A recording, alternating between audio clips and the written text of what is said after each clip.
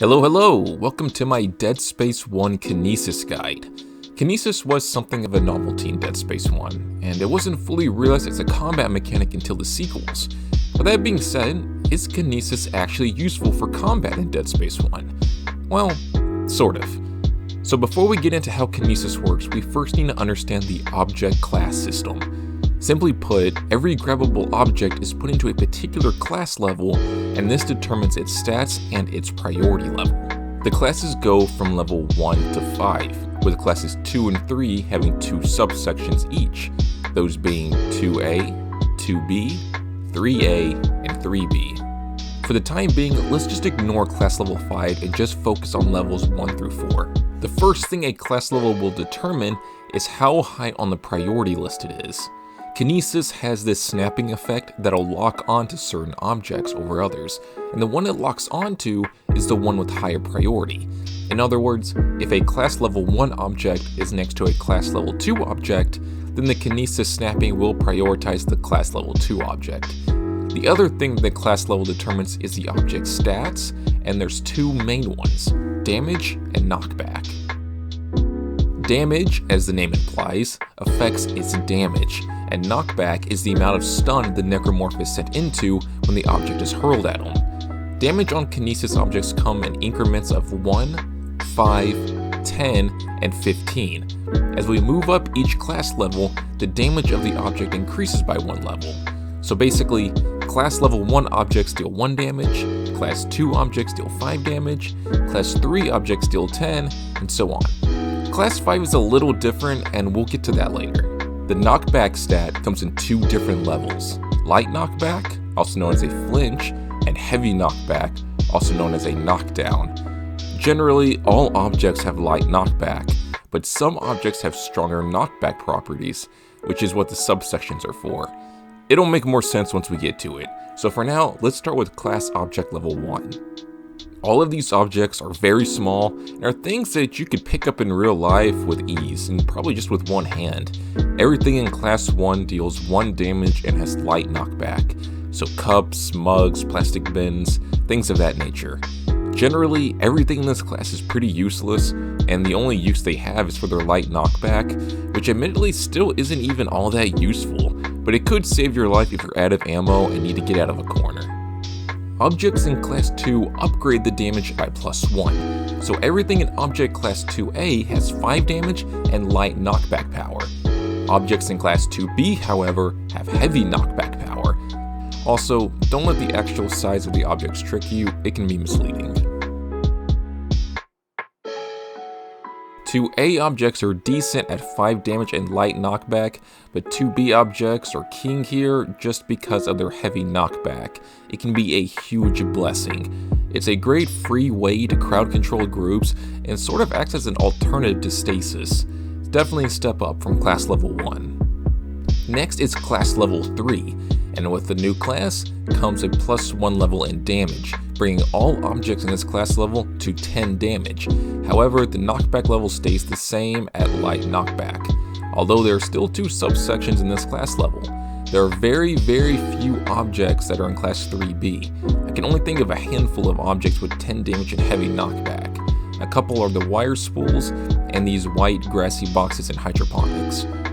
The 10 damage is actually pretty nice because it allows us to sever slasher and leaper arms in only 2 hits on impossible mode, which is surprisingly damage efficient, and the light knockback makes it a relatively safe option. So overall, it's a good object class, especially if you can find a 3B object, because the heavy knockdown is just a huge bonus.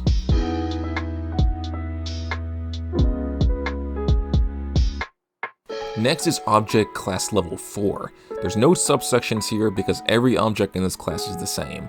It has a +1 damage level, so these objects deal 15 damage, and there's no increase in knockback power, so they all deal light knockback. And since there's no B subsection, no objects in this class deal heavy knockback.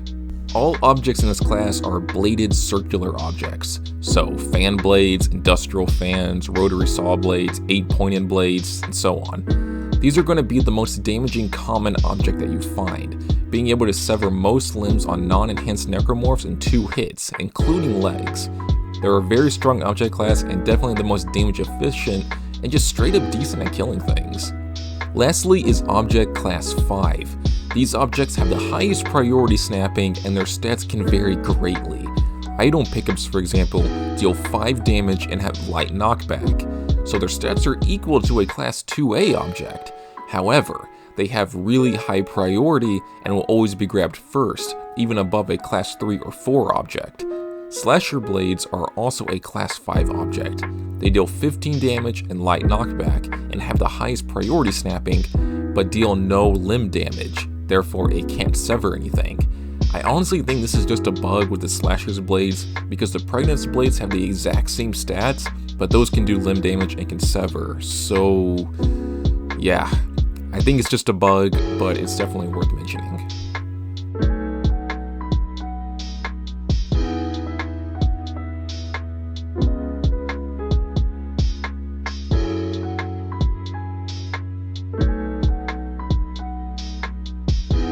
There's about 70 or so objects that can be found in Throne, and for the most part it's pretty self-explanatory what class it falls into, and if you know what class it is, then you know what its stats are. So now I'm going to go over a few objects in particular that I think are worth mentioning and just give some general tips. Wire spools are a Class 3B object and are actually really useful. 10 damage a throw with heavy knockback and being small enough to be aimed, I think it's one of the best common Kinesis objects. These white grassy boxes in Chapter 6 are the same way. I don't think they show up anywhere else in the game though, so might as well make use of them while they're there. Both the small crates and large crates have the same stats. They're both object class level 3B, however they come with one major caveat, and that's that they deal no limb damage, so they can't sever limbs. Some objects are just that way. It's usually the big objects that can't really be aimed that have this, so use those solely for the heavy knockback. Human limbs are a class 5 object and deal 2 damage with heavy knockback, regardless of what part you throw at them. Heads will explode upon impact though. As far as I know, this is the only form of attacking the game that deals exactly 2 damage.